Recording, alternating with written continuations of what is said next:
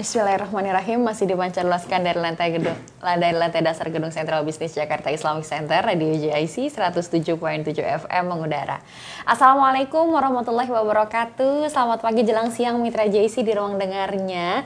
Mudah-mudahan sehat selalu. Mohon maaf ada keterlambatan sekitar 17 sampai dengan 18 menit dari siaran program Teladan Muslimah. Insya Allah hari ini Mitra seperti biasa program ini akan mengudara bersama Bunda Fatia. Dan tentunya bagi Mitra JIC kami ucapkan selamat bergabung dengan program Teladan Muslimah yang bisa Mitra JIC dengarkan melalui gelombang 107.7 FM ataupun melalui siaran live Facebook di handphone Mitra JIC yang sedang Mitra tonton pada hari ini di akun Facebook Radio JIC. Dan tentunya Mitra hari ini temanya menarik sekali karena ini temanya pas banget untuk Mitra JIC yang mungkin baru akan melaksanakan pernikahan atau mungkin bagi Mitra JIC juga yang sudah menikah gitu ya, berapapun usia pernikahannya, karena tema hari ini adalah kesetiaan bukti cinta sehidup sesurga. Jadi bukan hanya sehidup semati saja lalu kelar Mitra JIC, tapi juga bagaimana kita membangun cinta untuk bisa mendapatkan makna sehidup sesurga. Dan tentunya Mitra JIC bisa langsung saja kirimkan sapa-sapanya.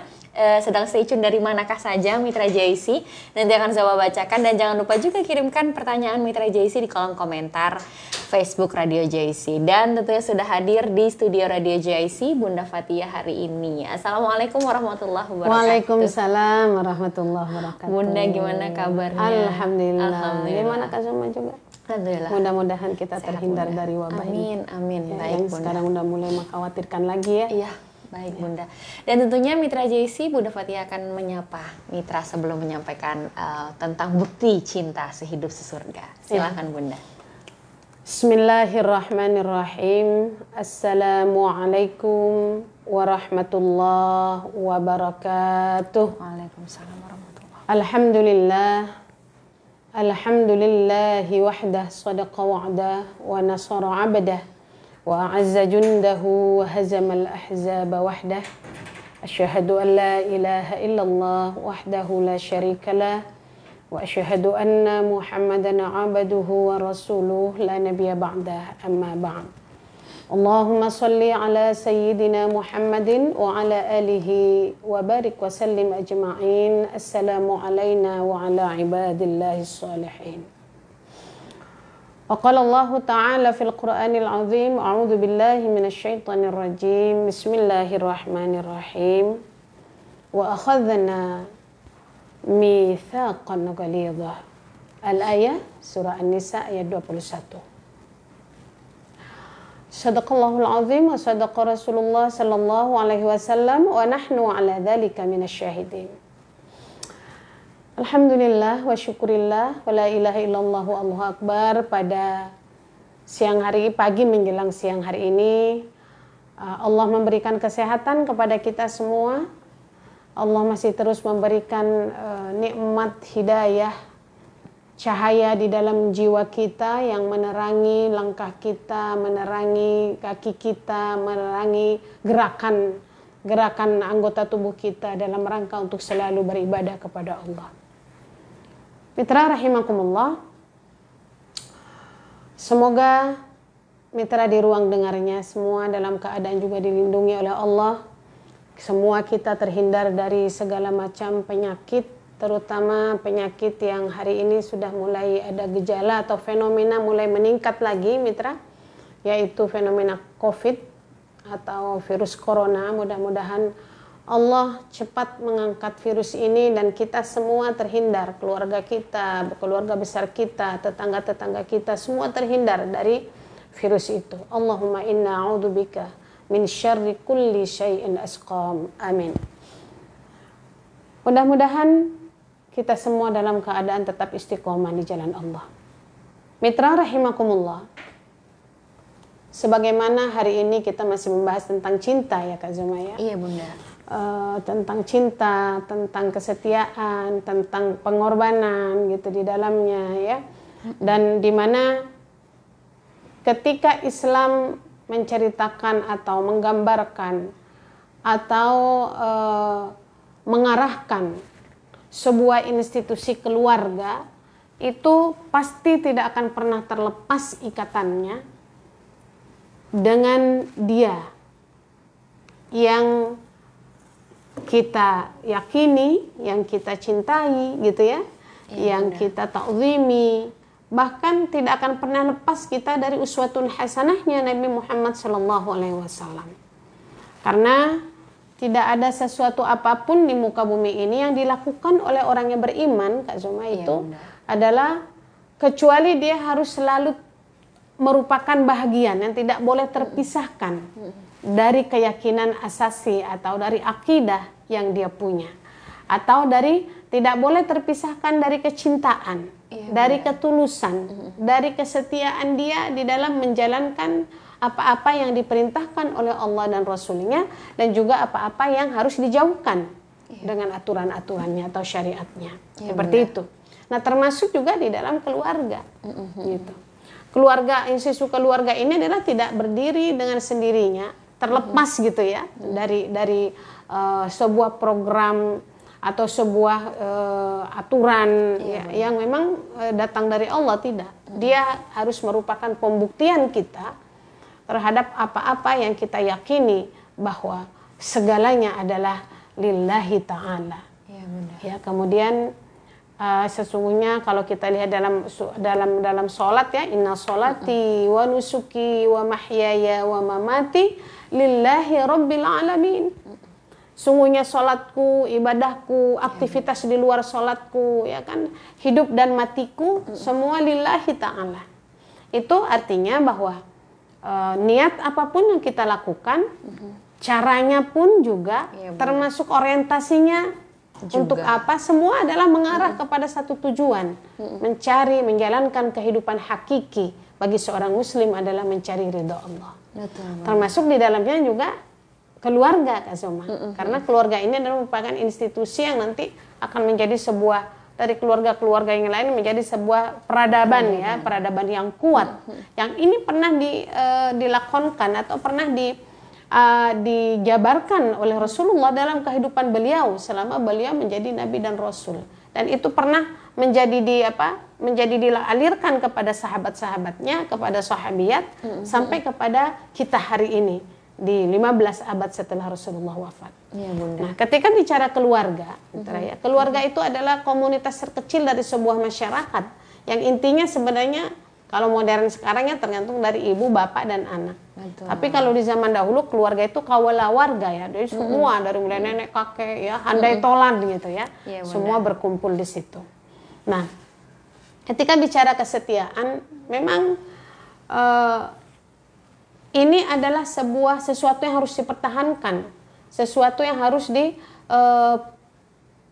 dipertaruhkan lebih dari yang lain ketika kita bicara tentang bagaimana mempertahankan keluarga.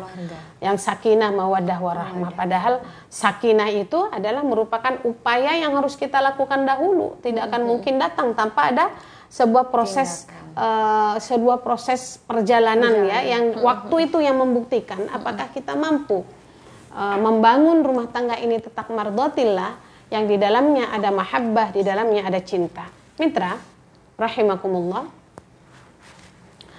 kalau kita melihat ya, ketika kita bicara kesetiaan itu kan ada mahabbah, ada cinta ya. Seseorang tidak akan mungkin bisa mampu melakukan kesetiaan, mengorbankan segalanya itu tanpa ada cinta. Dan cinta itu ada 3 dalam kehidupan orang yang beriman kepada Allah.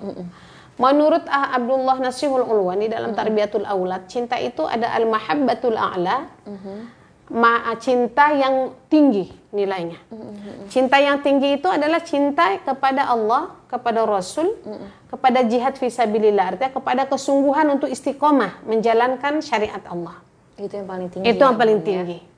Makanya cinta ini harus dipupuk nih, karena nanti akan itu merembes atau akan berefek gitu ya, akan berbias kepada cinta yang kedua, mahabbatul wusta, cinta yang pertengahan. Cinta di tengah ini adalah cinta ke dalam keluarga, cinta suami istri, ya, cinta anak kepada orang tua, cinta saudara kepada saudara yang lainnya. Cinta kepada musyawarah, hubungan keluarga ya, hubungan perbesanan, ipar dan sebagainya. Itu namanya cinta wusta. Cinta wusta. Cinta pertengahan. Pertengahan. Nah, ini cinta ini tentu cinta kedua ini orang berumah tangga harus berada di cinta kedua ini. Dia akan bisa menapaki keluarga yang baik, bahkan membuktikan kesetiaannya itu terbukti baik atau tidak, membangun orientasi keluarganya kepada Allah terus. Dia akan baik menjadi mahabbatul wusta ketika apa yang dia perjuangkan itu adalah merupakan bukti dari mahabbatul a'la. Jadi cinta pertengahan itu akan baik ketika pembuktian ke cinta yang paling atasnya itu baik juga. Baik, ya, Bun, ya? Jadi ada pembuktian ya bahwa apa yang terrealisasi dalam cinta wusta itu adalah merupakan bukti daripada cinta yang mulia dia kepada Allah. Keyakinannya, orientasinya untuk apa berumah tangga gitu. Insya Allah dia akan menemukan yang disebut dengan keluarga yang hakiki. Nah, yang paling ketiga, mitra, yang ketiga adalah al-mahabbatul adna, cinta yang rendah. Cinta yang rendah itu adalah mencintai manusia, mencintai dunia, mencintai segala macam apa yang diberikan oleh Allah, itu melebihi cintanya daripada Allah dan Rasulnya dan menunaikan syariat atau jihad fisabilillah. Jadi ini adana ini menurut di dalam kitab Tarbiyatul Aulad adalah cinta yang hina. Cinta yang rendah. Maka rumah tangga yang model begini adalah rumah tangga yang kehilangan orientasi hidup sebagai seorang beriman. Padahal kita tahu bahwa rumah tangga itu adalah bahagian terkecil dari sebuah masyarakat untuk bisa membangun sebuah peradaban, sebuah bangsa, sebuah negara yang kuat seperti itu. Maka orientasinya adalah dia harus membangun hubungan cintanya yang lebih tinggi. Nah, seperti itu. Memang dalam hubungan ya Bun ya, memang secara fitrahnya manusia diciptakan berpasang-pasangan gitu. Artinya memang melengkapi separuh agama dengan menikah. Artinya memang dari awal kita niatkan untuk beribadah seperti itu ya Bun ya. Sehingga pada akhirnya memilih pun dengan melibatkan Allah gitu ya Bun ya, atau dengan syarat-syarat ketentuan-ketentuan yang Islam sudah ajarkan untuk kita sampai dengan menjalaninya ya Bun ya. Betul. Dan Allah menyematkan dalam firman dalam surah An-Nisa ya, mitra, bahwa surah An-Nisa 21 di situ mengatakan wa akhadna mitsaqan ghalidha. Dan engkau wanita telah mengambil sebuah persetujuan akad nikah, ijab qabul mitsaqan ghalidha, dengan ikatan yang sakral, ikatan yang kuat. Itu mitsaqan ghalidha. Dan dalam Al-Qur'an Allah menggambarkan bahwa ketika kita menikah dan kita diambil proses kepemimpinan dari orang tua kepada suami, dan ijab qabul itu adalah menandakan bahwa itu adalah ikatan yang suci, ikatan yang sakral. Iya, betul. Ya. Ikatan yang tidak main-main gitu loh. Ikatan yang tidak boleh dipermainkan. Ikatan yang tidak boleh membodoh-bodohkan gitu ya, institusi keluarga itu jadi main-main, tidak. Karena ini kenapa? Karena memang betul kata Kak Zoma, pernikahan itu adalah separuh dari keimanan seseorang, gitu loh. Istiqmah nisfuddin. Dia sudah dapat 50-nya lagi dia di dalam ranah rumah tangga. Karena ada mitsaqan ghalidha. Kira-kira kenapa kok Allah memberikan gambaran mitsaqan ghalidha gitu ya? Begitu suci, kokoh. Betul. Allah memberikan gambaran begini. Kata Rasulullah dalam sebuah hadisnya, laisal mutahabbaini illa nikah. Betul kata Kak Zoma tadi bahwa fitrah manusia itu bahwa dia adalah, Allah itu maha cinta. Allah itu adalah al-wadud, mencintai. Bahkan dengan cintanya juga dan Rahman dan Rahimnya terjadilah alam semesta ini, keserasian di kita, orang tua kita dan sebagainya, hidup kita. Sehingga cinta itu juga Allah berikan di dalam jiwa setiap manusia. Sebagai makhluk hamba Allah langsung vertikal, tapi juga dia butuh manusia, makhluk sosial yang di dalamnya ada membangun kekosongan cinta supaya bisa sempurna. Itu adalah wadahnya rumah tangga. Itulah kenapa rumah tangga itu kan perpaduan antara dua orang, sebuah perwujudan atau refleksi dari dialektika antara kejantanan seorang laki-laki dan kehalusan seorang perempuan, wanita ya, dalam arti yang sangat luas, bahwa dua perbedaan ini, dua jenis ini mengacu dalam satu tujuan. Satu tujuan yang di dalamnya adalah berumah tangga. Ya, dan rumah tangga yang di dalamnya ketika memang ini masuk ke dalam mitsaqan ghalidh, merupakan bentuk cinta Allah yang di breakdown ke dalam hati kita, adalah ini adalah ibadah gitu ya. Orientasinya untuk menyempurnakan keimanan. Dan keyakinan kita kepada Allah. Maka dia akan mencapai yang disebut dengan kehidupan yang hakiki.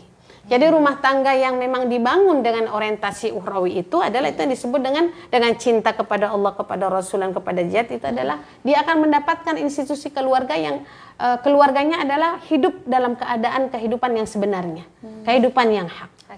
Jadi tidak ada aplikasi cinta dan kesetiaan. Kalau ada orang bilang sehidup semati, setia sehidup semati gitu ya, Bunda. Atau rela berkorban demi cinta dan sebagainya. Itu kan slogan-slogan yang kadang-kadang bisa menyesatkan, terutama bagi anak-anak muda, bagi ibu-ibu muda, bagi nggak usah ibu-ibu muda, ibu-ibu dan orang tua yang mungkin sudah tua, yang dia tidak mengerti bagaimana sebenarnya harusnya dibangun rumah tangga itu. Bahwa rumah tangga ini adalah merupakan bahagian dari cinta yang mengalir dalam diri kita. Dan itu dicinta itu adalah kita bangun sejak kita beriman kepada Allah, mencintai Rasul, sehingga kita bersusah payah beribadah, melakukan segala sesuatu. Dan itu direfleksikan itu di dalam rumah tangga. Itu harus refleksi. Jadi kalau itu tidak ada, maka setia pun juga akan menjadi hilang, tidak jelas. Gitu ya. Kesetiaan itu menjadi bias. Kesetiaan itu tidak memiliki pagar. Bahkan laisal mutahabbaini illa nikah. Tidak ada orang yang saling mencintai di muka bumi ini kecuali hubungan pernikahan, cinta ikatan pernikahan. Betul. Jadi nikah atau cinta atau kesetiaan yang jelas itu hanya dalam pernikahan. Wa akhadna mitsaqan ghalidh. Hanya ada di situ gitu. Makanya dibilang nggak boleh main-main kita. Ketika kita masuk dalam rumah tangga, baik ketika kita baru menikah, tadi Kak Zuma bilang, ataupun yang sudah mulai beberapa puluh tahun, berapa belas tahun, atau sudah berpuluh-puluh tahun, sudah bercucu, ini tidak boleh lekang oleh waktu, tidak boleh punah ya, tidak boleh hancur gitu oleh masa dan usia. Karena apa? Karena memang pernikahan ini punya nilai di sisi Allah. Karena memang pernikahan ini di samping keturunan itu jalan gitu ya, ras manusia itu bisa terus berlanjut. Ada hal-hal yang memang di dalamnya di mana Allah ingin melihat bahwa umatnya ini mampu mengurus dirinya, mengurus keluarganya, sehingga keluarga-keluarga yang beriman ini akan melahirkan dan akan mengalir generasi-generasi yang beriman di masa depan, generasi-generasi yang takwa, atau generasi-generasi yang soleh dan solehah. Itu yang disebut ya. Jadi itu mitsaqan ghalidh. Kemudian yang kedua, Mitra, bahwa pernikahan ini adalah pernikahan antara dua orang yang memiliki karakter berbeda. Secara fitrah fisiknya berbeda. Bahkan cara pandang laki-laki dengan wanita berbeda. Rasa juga bagi laki-laki dan wanita berbeda. Nah, gitu ya. Jadi hal-hal yang berbeda disatukan gitu. Coba bisa bayangkan kan, kalau seandainya persatuan disatukan ini dia tidak mengerti platform rumah tangga yang harus dibangun seperti apa sebagai seorang beriman, jelas ini akan menjadi sumber perpecahan, menjadi sumber pertengkaran, menjadi sumber persengketaan, ya kan? Perselisihan, perdebatan. Iya, betul. Dari masalah yang kecil, apalagi yang besar, kecil aja bisa jadi masalah. Sehingga mitsaqan ghalidh dianggap di situ adalah Allah ingin melihat bahwa laki-laki itu ada kesempurnaannya, dia akalnya banyak. Perempuan itu rasanya yang banyak gitu ya. Ini dipadukan gitu loh. Jadi saling complicated ya, saling menyempurnakan. Kalau gini kan legang nih. Kan disatukan gini toh kan, jadi melengkapi. Iya, jadi melengkap. Tidak boleh seharus sama, nggak mungkin sama.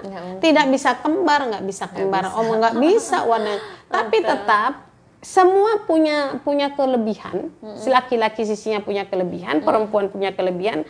Tapi kelebihan itu sisi lain ada kurangnya. Betul. Maka Allah lengkapi dengan laki-laki perempuan dan perempuan dengan laki-laki atau suami atau istri. Iya.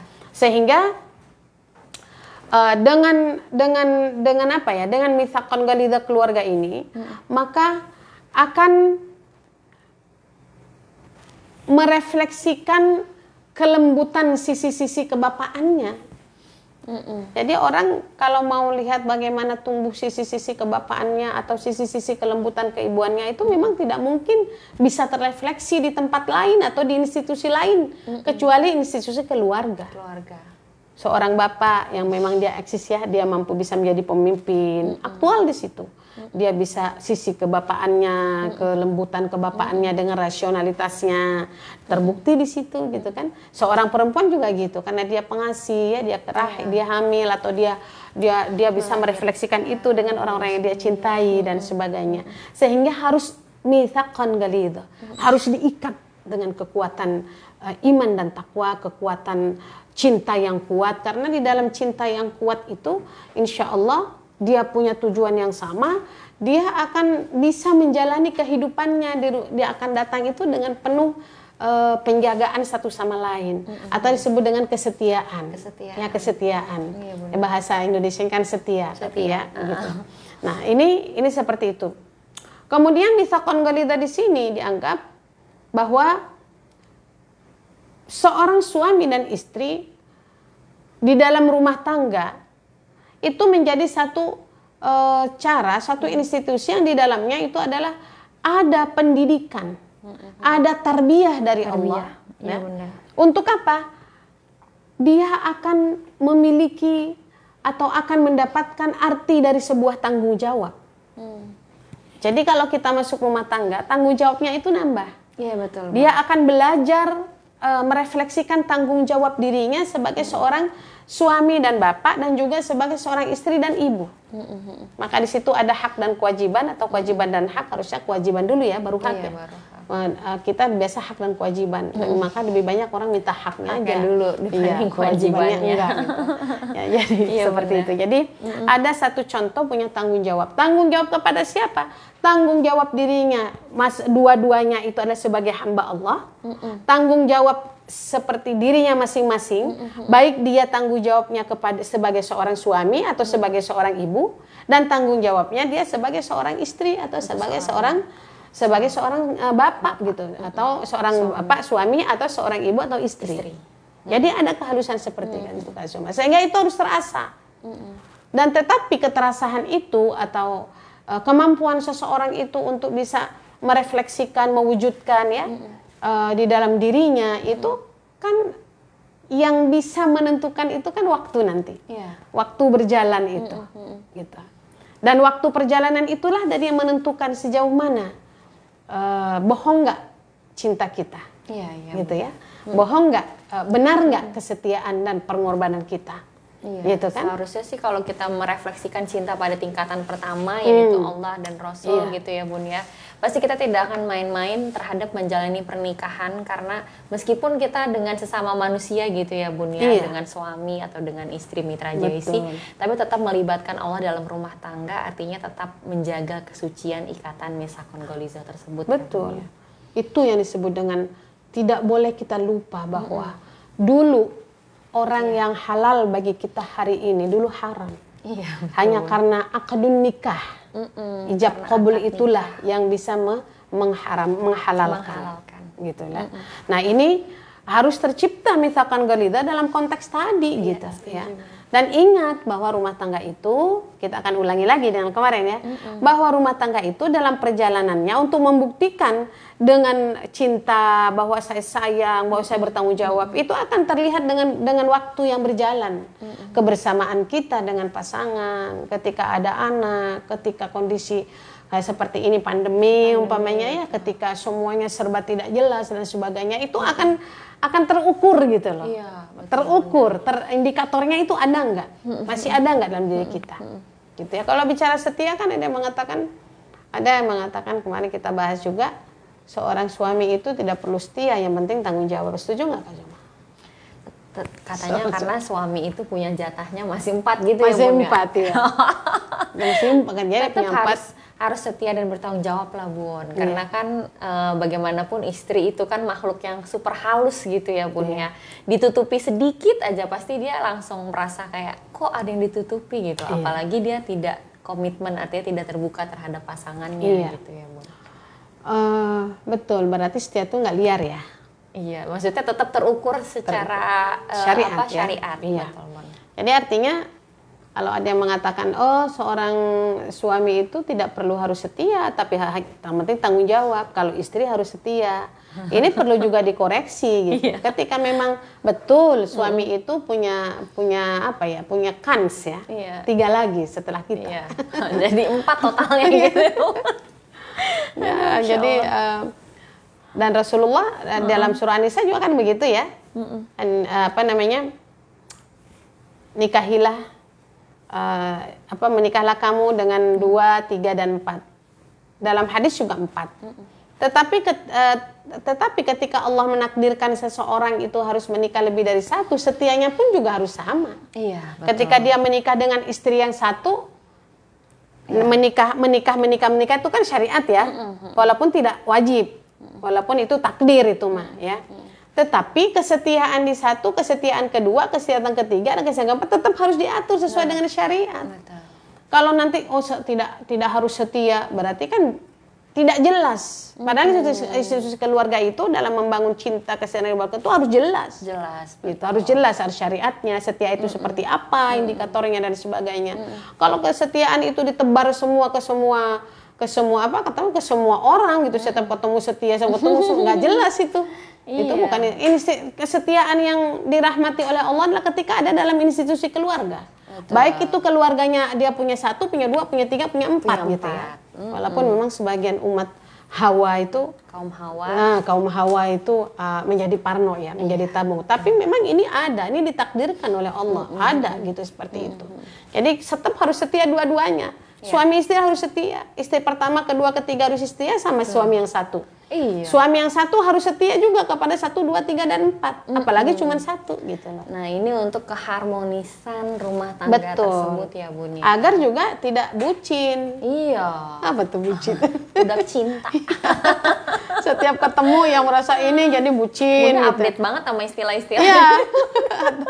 atau PHP di mana-mana nggak jelas. Betul. PHP yang diridhoi Allah itu adalah PHP adalah institusi keluarga. Setuju Bun. Gitu ya. Iya benar. Tidak bucin itu harus bucin dalam memang Bun trennya sekarang gitu anak muda gitu ya Bunda, apalagi anak muda sangat dekat banget sama sosial media gitu. Mungkin Bunda dan Ayah di rumah juga merasakan anak-anaknya sudah tumbuh dewasa dan dekat dengan sosial media gitu ya Bun. Banyak video-video atau viti-viti gitu ya yang memang menggambarkan seolah-olah kesetiaan, seolah-olah kebaikan seorang laki-laki kepada perempuan sebelum pernikahan. Betul. Bun. Jadi banyak yang kayak iri katanya, yang jomblo diem aja dan lain sebagainya. Jadi idola ya. Iya, terus lihatlah dia sudah jadi ratu, kita masih jadi babu. Ada yang komen begitu Bun. Maksudnya kenapa merendahkan gitu istilah jomblo gitu ya. Padahal orang-orang yang menyendiri sampai menunggunya akad itu yang justru luar biasa. Karena dia tidak ikut tren-tren zaman sekarang yang justru malah merendahkan dirinya sendiri gitu ya. Iya, itu tandanya bahwa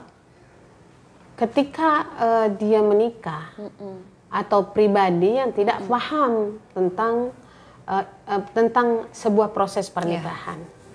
Iya benar. Begini, kita melihat itu kan fenomena yang mulai banyak ya. Apalagi dengan YouTube, dengan Instagram, dengan TikTok dan sebagainya, itu kan luar biasa itu. Belum menikah saja sudah viral menjadi sehidup semati, sejoli, menjalin cinta apa dan sebagainya. Padahal itu belum ada keluarga yang misalkan galido, belum ada. Malah itu menjadi sesuatu generasi yang memang disukai setan dan iblis pada waktu itu.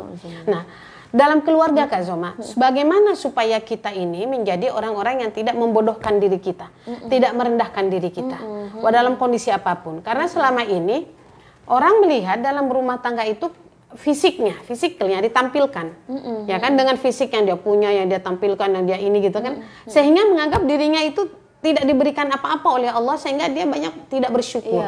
Dan bahasa jadi babu itu kan bahasa tidak bersyukur sebenarnya, bahasa tidak ikhlas terhadap takdir dan qadarnya. Kalau dia bangga sendiri sampai mengucap akad ketika sudah dipertemukan kan justru bangga ya Bu. Iya, dia mampu berhasil menjaga diri. itu dan mempertahankan dan pengorbanan itu dia lakukan dengan berbagai cara ya yang ini untuk meraih ke situ. Jangan Lalu sampai ketika dia merendahkan diri, gitu. ya. Dalam rumah tangga sebenarnya ada dua hal. Kak Zuma, Mitra rahimakumullah, yang bahwa misakon galida itu di dalam masyarakat itu terbagi dua. Pertama bahwa seseorang itu menganggap sakral. Yang sakral tadi ya, membahas sakral rumah tangga. Sehingga saking sakralnya dia mempersepsikan berumah tangga itu harus perfect, sempurna. Jadi kalau sempurna itu pokoknya saya kalau nggak mau nikah kalau saya belum punya pribadi. Saya nggak mau nikah kalau belum punya tabungan sekian. Saya nggak nikah kalau umpamanya saya belum punya rumah pribadi, kantor pribadi, kapal udara ke pribadi, kapal siar ke pribadi. Gitu. Karena apa? Karena dia beranggapan ketika berumah tangga itu, ketika ada semua kehidupan sudah bisa dia pegang. Semua punya, jabatan punya, ini rupawan punya, jutawan punya gitu ya. Nanti akan menjadi keluarga yang sakinah mawaddah warahmah, yang bahagia, gitu. Berkecukupan. Tidak akan ada ketidakkebahagiaan di situ, pasti bahagia. Karena yang perempuannya juga, aku nggak mau dari nol karena orang tuaku sudah berusaha membentukku seperti ini. Harusnya kamu membahagiakan dengan seperti apa yang dulu pernah. Bisa jadi begitu ya, Bun, bisa. Ya. Jadi ada saking sakralnya dia perfect ekstrim. Jadi ngapa-ngapain itu padahal dia tidak paham. Nah itu yang tadi ya. Kenapa dia sampai melihat orang sehingga ketika di tengah perjalanan, ya kan, dia tidak mendapatkan itu, maka bagi dia kebahagiaan itu hilang. Kebahagiaan itu tidak ada. Nah ini yang parah ini. Sehingga kalau saya sudah punya jabatan, saya punya istri cantik dan sebagainya, sudah tinggal menikmati hidup saja. Padahal kan dalam rumah tangga itu bukan hanya itu. Itu mah hanya fasilitas kemudahan. Tapi yang diharapkan dalam institusi keluarga dalam Islam adalah bagaimana dua pribadi ini menjadi pribadi-pribadi yang tujuannya, niatnya, tujuan dan cara yang dia melaksanakan hari-harinya ya, waktunya yang berjalan itu adalah hanya semuanya dalam rangka untuk ibadah kepada Allah. Tapi model begini enggak bakalan ada nilai begitu. Karena dianggap dia menjadi orang yang tidak pernah bersyukur. Kenapa? Kebahagiaan yang padahal dia udah punya segalanya ya, tapi ternyata itu tidak menyelesaikan persoalan karena kebahagiaan itu bukan ada di luar diri kita. Ya. Tolak ukur bahagianya terlalu duniawi sekali. Betul ya, tuh akhirnya kan masuk ke adana, mahabbatul adana. Dia mencari kebahagiaan di luar dirinya. Padahal orang yang mencari kebahagiaan di luar dirinya, dia kebahagiaan kepada suaminya, kebahagiaan kepada apanya, maka dia akan menjadi orang yang paling sengsara di muka bumi ini. Karena apapun yang diberikan Allah ya di luar dirinya itu tidak abadi. Betul. Wa indallahi baq ya. Wa indakum yanfadhu wa ma indallahi baq. Apa yang aku berikan kepadamu kata Allah itu akan tidak abadi, akan ditinggalkan, akan hilang. Tapi sesuatu yang di sisi Allah, sesuatu yang di sisi Allah itu apa? Keyakinan, keinginan, keyakinan bahwa apa yang dia lakukan dalam keadaan dia punya ataupun tidak punya, dalam keadaan dia sedih ataupun dia bahagia, dalam keadaan dia lapang ataupun sempit, dia jelaskan, dia jelas, dia tahu arahnya. Bahwa hidup ini apa yang saya lakukan ketika saya bahagia, saya lakukan itu dengan bahasa syukur, tetap bisa menyebarkan banyak kebaikan baik ke keluarga dan sebagainya, itu menjadi nilai ibadah. Ketika memang waktunya mendaki susah ya, sempit dan sebagainya, sedih dan seterusnya, ketika itu dilakukan dengan sabar, di dalamnya dua-duanya saling mendukung gitu ya, saling memotivasi, saling memberikan penyejukan, maka itu nilainya adalah menjadi nilai plus insyaallah ibadah, tapi menjadi nilai plus juga plusnya buat hubungan berdua. Ketika dia lewati itu, Subhanallah, kita Iya, bisa betul. melewati itu ternyata. Iya, iya, Bunda. Padahal waktu itu luar biasa hati kita dan pikiran kita. Tapi itu bisa kita lewati. Nah, bagi orang yang perfeksionis seperti itu, dia siap-siap akan menjadi tidak bahagia dalam hidup. Iya. Ingat mitra, kebahagiaan itu bukan ada di luar. Kebahagiaan itu dalam diri kita. Seiring kita mampu khusyuk di dalam menjalankan peran dan tugasnya sebagai tugas dan peran fungsi status dirinya sebagai ibu dan sebagai istri, sebagai bapak dan sebagai ayah atau sebagai hamba Allah ya, sebagai suami atau sebagai hamba Allah langsung. Itu yang akan mendapatkan kebahagiaan itu karena di situ ada ketenangan. Jadi kalau orang yang ekstrim perfeksionis, dia mengatakan kebahagiaan itu saya tidak bahagia kalau saya tidak seperti dia. Iya. Jangan kebahagiaan itu dilihat dari kebahagiaan yang Allah berikan pada orang lain. Setuju, Bunda. Karena apa yang diberikan kepada orang lain itu adalah pas menurut Allah untuk dia.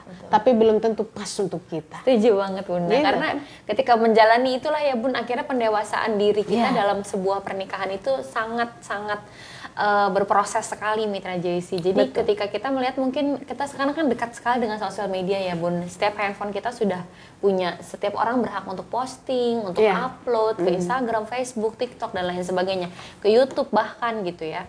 Terus kita mungkin melihat ke orang lain hidupnya sepertinya enak, sepertinya hidupnya perfect, sepertinya hidupnya sangat membuat orang lain iri. Tapi banyak juga akhirnya kehidupan yang ditampilkan di sosial media itu fana.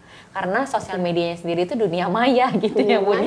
Dan ada masanya juga booming, ada masanya juga tenggelam.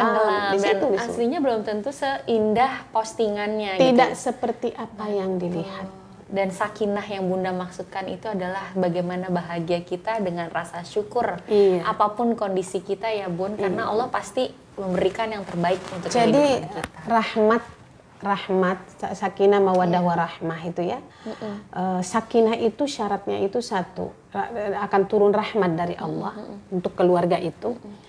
Bagaimana dia bisa sakinah kalau dia khusyuk? Nah, khusyuk, kemampuan khusyuk ini bukan hanya pada waktu sholat ya, Zoma. Betul, tapi kalau sholat kan udah ada khusyuknya ya, tumaknina, nggak boleh kentut, nggak boleh gini kan udah jelas tuh. Sudah jelas. Ada syarat rukunnya. Kalau khusyuk di luar sholat, tentu sangat tergantung kepada apa yang kita kerjakan. Kalau kita menjadi ibu rumah tangga, menjadi bapak rumah tangga, kita sedang membangun keluarga. Tentu kekhusyuan kita adalah tadi. Bagaimana kita mengembangkan seluas-luasnya, berkomitmen berdua antara suami istri untuk terus saling mengingatkan, gitu ya, bahwa kita punya kewajiban, suami kita punya kewajiban yang menjadi hak kita, kita punya kewajiban pelayanan yang menjadi hak suami kita. Nah itu dua-duanya harus complicated ya, harus saling melengkapi. Nah khusyuk itu di situ. Ternyata itu tidak semudah itu. Ternyata betul tidak semudah itu. Menjalankan peran kewajiban sementara dalam situasi yang tidak disukai dan tidak mood hati kita. Itu akan menjadi sulit. Tapi ketika orang khusyuk, dia mampu melaksanakan dengan kekhusyuan. Di situ ada keyakinan bahwa saya melaksanakan ini adalah ada pertanggungjawaban. Bahwa apa yang saya lakukan di sini sebagai ibu, sebagai bapak dalam kondisi apapun, persengketaan, perseteruan terjadi apapun, lalu kemudian diselesaikan dengan hati yang lapang, diusahakan bagaimana hati tetap tenang ya, kepala dingin, hati tetap tenang gitu kan nggak mungkin kepala panas hati tenang. Harus kepala dingin dan hati tenang. Gitu ya. Dan itu dilakukan walaupun pelik gitu ya dan sebagainya.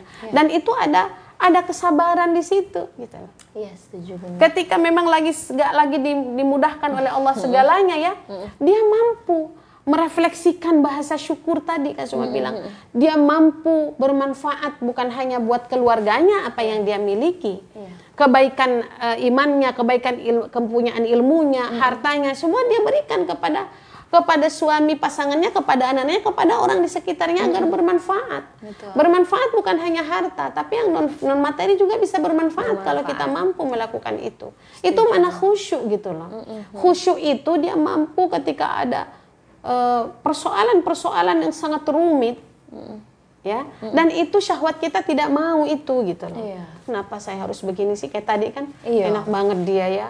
gitu kan? Kehidupannya Aku tuh, kayaknya ya, masih jadi, sekarang saya masih jadi babu. dia sudah jadi ratu. Iya, gitu. kalau orang faham tentang kita ibu, babu itu adalah surga. Iya, karena capeknya kita di dapur kasur sumur itu bernilai ibadah ya Bun, ketika kita mensyukurinya. Kata Rasulullah kan jihadukunna fi baitikunna. Jihadmu, amal solehmu itu adalah dalam rumahmu. Al jannatu tahta aqdamil ummahat. Iya, surga itu ada di bawah telapak jejak-jejak, langkah-langkah, aktivitas dan kreativitas seorang ibu. Betul. Kenapa dibilang surga kok gampang amat ya jadi ibu? Tapi tidak semua ibu bisa mendapatkan jejak-jejak bisa menampilkan asar dan jejak-jejak itu, dan tidak semua ibu itu bisa masuk surga. Kenapa begitu gampangnya menurut hadis itu? Ternyata dalam kehidupan sehari-hari bisa membuka pintu surga itu. Kita harus bisa membuka kekhusyuan yang luar biasa dalam dada kita. Kita harus bisa menampilkan begitu banyak tampilan sabar yang tidak boleh hilang dan tidak boleh tertutup sumbernya, ya kan? Sehingga kita bisa mampu merefleksikan kesetiaan kita, pengorbanan kita, ya kan? Itu disadari itu sebagai sebuah bentuk yang memang harus kita tampilkan dalam rumah tangga kita, karena kita tahu kesetiaan yang kita bangun dalam rumah tangga, cinta yang kita bangun dalam pasangan kita. Bahkan pengorbanan yang kita lakukan dengan segala perih ya, jerih payah dan sebagainya. Karena dia tahu itu ada terkait kepada mahabbatul a'la, bahwa dia meyakini, dia mencintai Allah, Rasul dan jihad fisabilillah. Dan khusyuk mitra, Allah mengatakan khusyuk itu pengertiannya gini Kak Zuma. Iya Bunda. Alladzina yakhshawna rabbahum, orang-orang yang khusyuk itu adalah alladzina yadhunnuna annahum mulaqu rabbihim wa annahum ilaihi raji'un. Tidak ada orang yang bisa sholat itu karena sholat itu berat konsekuensinya, kecuali orang-orang yang khusyuk. Kalau orang yang khusyuk dalam sholat, itu mah konsentrasi namanya. Ya kan? Tidak mikir sana, tidak mikir sana. Tapi yang disebut dengan khusyuk pengertian Al-Quran, alladzina yadhunnuna annahum mulaqu rabbihim wa annahum ilaihi raji'un. Keyakinan yang dia alirkan, kekhusyuan yang ada dalam sholat, bahwa melihat dia, Allah melihat dirinya, Allah melihat rukunya. Kalau hati saya tidak khusyuk kemana-mana dalam keadaan sholat, pasti nilainya itu dialirkan itu, atau diefekkan itu ke dalam kehidupan sosial di luar sholat. Nah ini yang sulit. Betul. Karena itu luas, kecakupannya luas.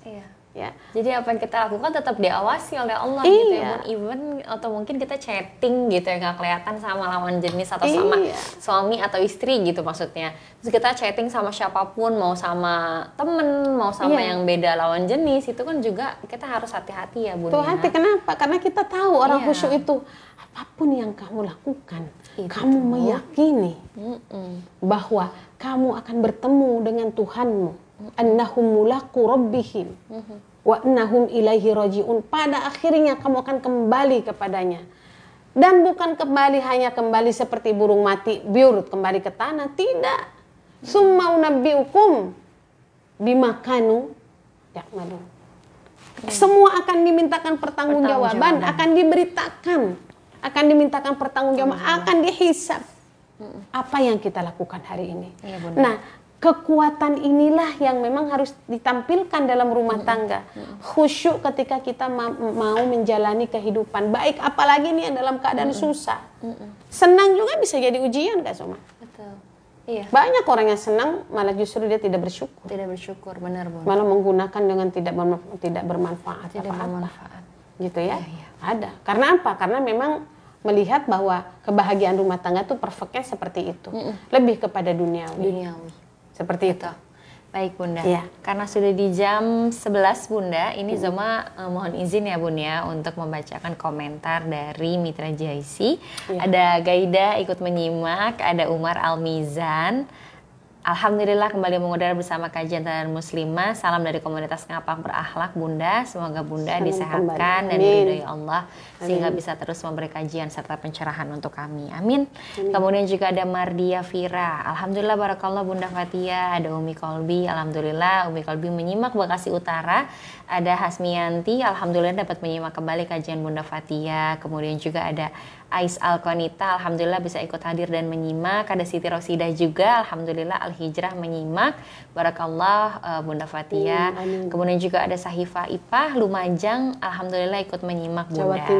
Jawa Timur. Kemudian juga ada Siti Nur Azizah Ambu Sarah hadir, sehat terus Bunda Fatia. Amin.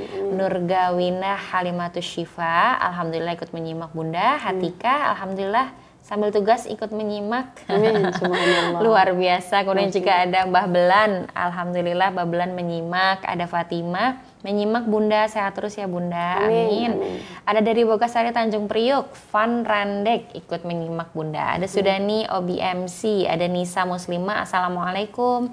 Bunda Wahana Hadiroh. Kemudian juga ada Maghfirah Jamal, alhamdulillah ikut hadir. Arifin Forza ikut menyimak dari Cikarang. Kemudian juga ada Igu Vinoto ikut menyimak Bunda.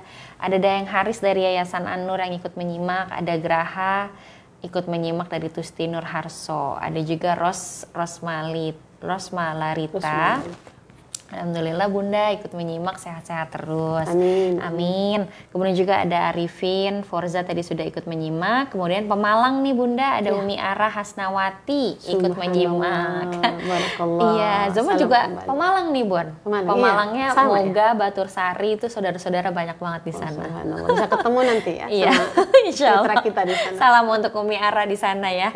Kemudian juga ada Sri Nuraini Walang ikut menyimak Bunda. Ada Azril Narendra. Kemudian juga ada Ida Hamidah ikut menyimak Bunda. Ada Kak Anissa Love Parents juga. Ada Siti Komaria.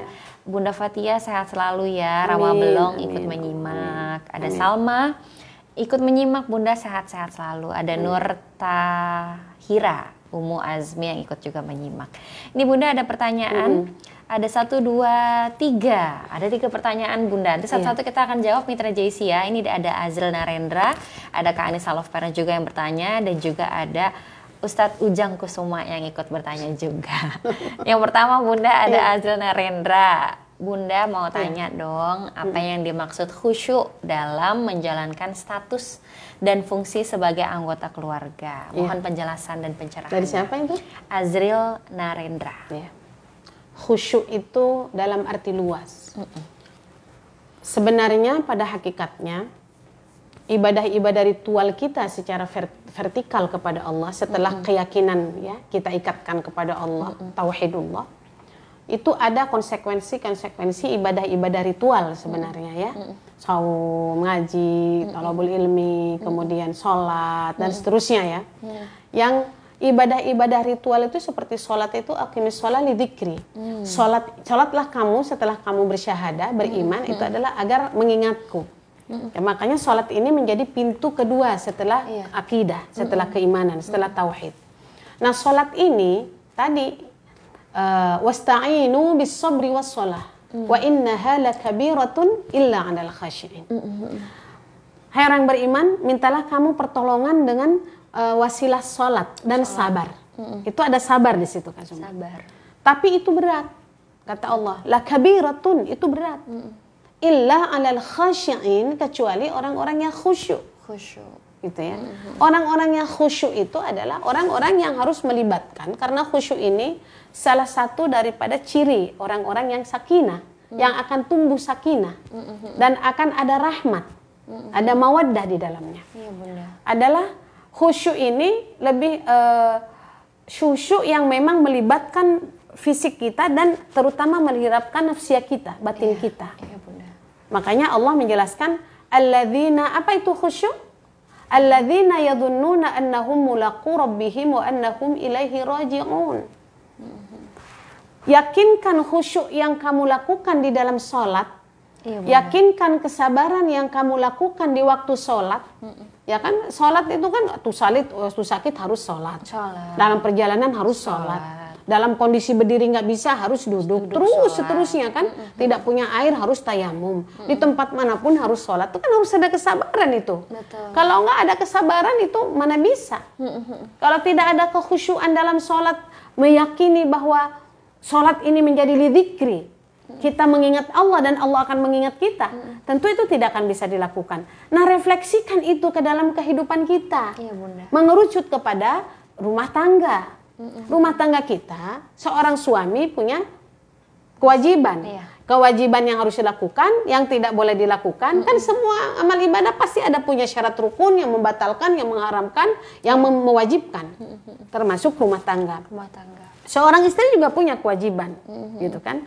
Maka khusyuk itu adalah dalam kondisi apapun kamu, dalam rumah tangga kamu, dalam kondisi apapun, persoalan kehidupan yang luar biasa terjadi dengan izin Allah ke dalam kehidupanmu, kondisi ekonomi yang seperti apapun, ya kan? Istri yang kondisi apapun, suami dengan kekurangan seapapun, itu semua harus berada dalam kondisi yang hati kita adalah khusyuk. Khusyuk. Tidak boleh lari. Orang khusyuk tuh nggak boleh lari. Orang khusyuk itu ada bahasa ininya, inteleknya tuh integritas. Apa tuh integritas, Kazima? Integrity. Apa ya? Lebih kepada ini ya, Bun ya. Dia tidak Sebuah pernah sikap yang dia menjadi menjadi seorang ibu, seorang istri, seorang suami, melekat gitu loh. Peran dan fungsi itu melekat dalam dirinya. Dalam kondisi apapun. Ingat, rumah tangga tidak selalu datar. Iya enggak? Naik turun fasenya. Betul. Orang cuaca aja ada yang panas, ada geledek kan gitu. Itu sebenarnya kan merupakan bagian dari kehidupan kita gitu. Ketika hati kita bergemuruh, hati kita marah, hati kita ini dan sebagainya, hati kita bahagia, itu kan sebenarnya bagian dari sebuah ujian ya. Betul, yang karena berinteraksi dengan situasi dan kondisi yang ada dengan pasangan kita dan lingkungan. Nah, bagaimana khusyuk ini? Tetap khusyuk ini kita menjalankan kondisi tugas peran status fungsi kita. Sebaik-baiknya, meluruskan. Jadi kalau rumah tangga tuh punya komitmen, punya ketegasan, punya keyakinan bahwa kita mampu ikhlas. Khusyuk itu kan dalamnya akan melahirkan keikhlasan. Mampu ikhlas menjalaninya. Karena dia tahu apa yang dia lakukan dengan kondisi apapun, nanti ada pahala, ada nilai di sisi Allah. Akan mempermudah dia hisab di surga, di hari hisab. Betul. Baik suami dan istrinya. Iya, jadi punya integritas tinggi. Jadi kalau ada yang mengatakan saya aja masih dia jadi ratu, saya jadi babu, dia merendahkan dirinya sendiri. Dia tidak khusyuk. Orang khusyuk itu jihadukuna fi baitikuna, dia mampu menjadikan dapur, kasur, sumur, jemurnya itu adalah pembuka pintu surga. Mencari nafkahnya. Memfungsikan dirinya sebagai qawam, sebagai pemimpin pencari nafkah. Sebagai kekasih, sebagai wali ya, kepada sebagai pemimpin yang melindungi, yang mencintai kepada anak dan istrinya. Menjadi kepala rumah tangga yang adil gitu kan. Dan sebagainya, itu adalah qawam, itu harus khusyuk dia lakukan. Baik dalam keadaan apapun. Ya. Sehingga makna ibadah ritual kita kepada Allah. Tadi ya, ada ibadah mahdoh, ada ghairu mahdoh, makna ritual kita kepada Allah. Baik yang wajib ataupun yang sunnah. Itu seharusnya berbanding lurus. Dengan makna-makna ritual kita secara muamalah kepada manusia. Khusus yang paling mengerucut lagi, paling kecil adalah dalam rumah tangga kita. Itu maksudnya, untuk merefleksikan itu. Jadi, makanya lakabiratun. Kenapa begitu susah orang sholat dan sabar? Ternyata kalau khusyuk alladzina yadhunnuna annahum mulaqu rabbihim wa annahum ilaihi raji'un, itu merembes atau berefek kepada seluruh aktivitas kehidupan kita. Kehidupan kita berbanding lurus secara ritual kepada Allah dan berbanding lurus dengan makna muamalah. Coba bayangkan kita bekerja. Itu kan tidak kondusif situasinya untuk mengingat Allah. Apalagi di tempat orang-orang yang tidak kondusif juga orangnya. Kan kekhusyuan itu sangat harus ada harus inheran ya. Harus melekat, harus menjadi bahagian dan tidak boleh tumbang. Harus kokoh.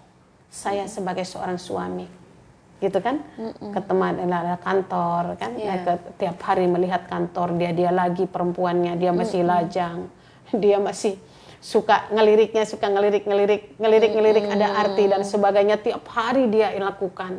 Itu kalau nggak khusyuk Kak Zoma. Karena bilang itu mah orang, saya mah udah khusyuk sholat itu Bun, nggak usah khawatir, saya mah sholat khusyuk sampai jidat itu hitam. Baru dilirik sebentar sama orang kantor, tumbang khusyuknya, itu nggak khusyuk namanya. Tidak punya integritas, tidak melekat kekhusyuan itu. Dia tidak istighfar, dia ingat bahwa dia punya keluarga di rumah. Gitu kan? Kita juga sama. Makanya wanita itu waswalihatun qanitatun hafizatun lil ghaibi bima hafizallah.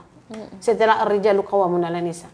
Wanita yang solehah, yang qanitat, taat dan tunduk dan patuh beribadah kepada Allah secara vertikal. Dan kemudian dia menjaga kehormatannya. Apalagi di saat-saat orang suaminya tidak ada. Dengan sebab Allah mengajarkan supaya dia menjaga kehormatannya. Ya, jadi wanita ini menjaga kehormatan dalam rumah dan di luar rumah. Apalagi nggak ada suami. Kalau ada suami saja dia nggak bisa jaga kehormatan, apalagi tidak ada suami. Apabila dia khusyuk, dia tidak khusyuk. Akan tidak tumbuh sakinah itu, ketenangan itu ketika itu tidak terbangun. Rahmat dan mawaddah itu juga akan menjadi bias. Kenapa ya hari ini saya banyak sudah ini tapi kok saya belum tenang? Ada yang salah, ada something wrong. Boleh jadi orientasi berumah tangganya sudah mulai bergeser, ya kan? Orientasi ibadah-ibadahnya kepada Allah, ritualnya juga sudah tidak lagi berbias kepada kehidupan sehari-hari. Jadi banyak hal seperti itu ya. Jadi yang namanya kewajiban itu adalah sifatnya dia berkorban. Dia harus setia kepada pasangan. Tidak boleh keluar dari hak dan kewajibannya. Iya Bunda. Istri menjadi pelayan di dalam rumahnya. Suami juga menjadi pelayan keluarganya ketika dia bekerja di luar rumah dalam rangka memberikan nafkah kepada keluarganya. Betul Bunda. Itu mungkin ya, sangat luas kalau mau kita bangun tentang khusyuk. Tapi paling tidak ketika mengerucut kepada hak dan kewajiban, ketika dia mampu menjalani itu dan orientasi kekhusyuan di dalam dirinya, dia tahu bagaimana Allah selalu melihat dia. Bahkan kalau ihsan itu ya, musyahadah itu dia seolah-olah melihat Allah gitu. Dan kemudian dia mampu dibuktikan dengan kebersamaannya dengan keluarga secara fisik. Dia khusyuk, dia apa, tapi nggak pernah pulang ke rumah. Nggak bisa itu, harus pulang ke rumah kan gitu. Kalau yang punya 2, 3, 4 istri, ya dia harus adilkan. Khusyuk itu ya harus adil. Khusyuk itu perhatiannya juga, nafkahnya juga harus adil. Itu khusyuk. Jadi terukur gitu ya. Khusyuk itu bukan suka-suka kita, bukan. Iya Bunda. Gitu ya. Seperti itu. Yang jadi bicara 2, 3, 4 ya.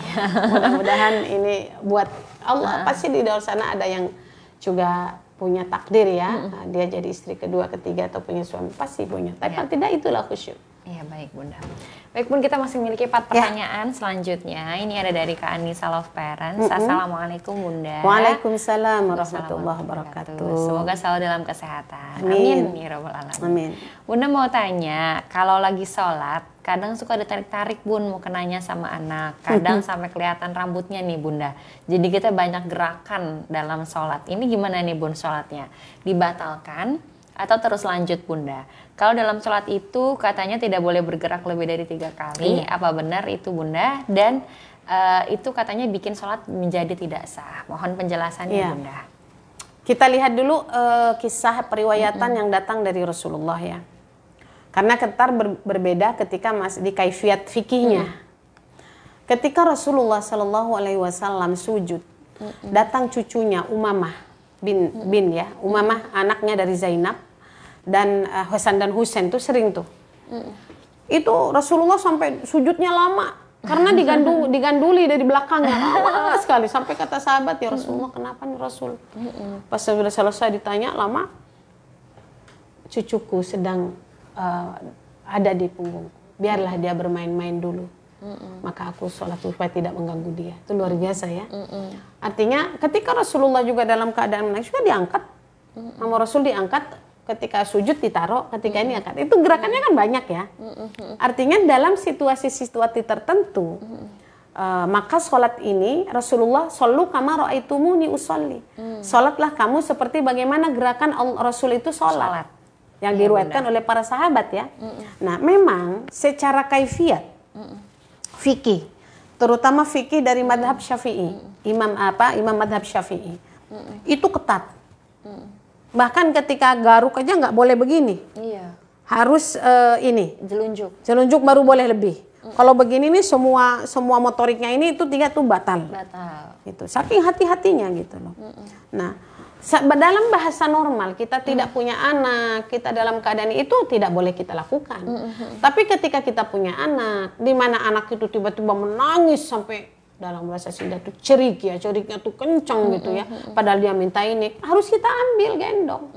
Nah, anak kita umpamanya buang-buang air ya, ketika bagaimana nih buang air, tembus tiba-tiba dalam sholat, padahal dia buang air terus tembus lagi, ya kita tetap gendong anak kita. Dalam keadaan dia buang air, kita sholat semampunya mitra. Sholat mau bisa berdiri silahkan, seperti Rasulullah berdiri digendong, ketika umpamanya ini ditaruh, nanti beda gitu. Atau memang kita mau sholat dalam keadaan duduk, kita gendong nih, kita sholat duduk boleh, ya kan? Karena kan ketika kamu bisa sholat berdiri, berdirilah. Ketika kamu tidak bisa sholat dengan berdiri dengan baik, duduklah.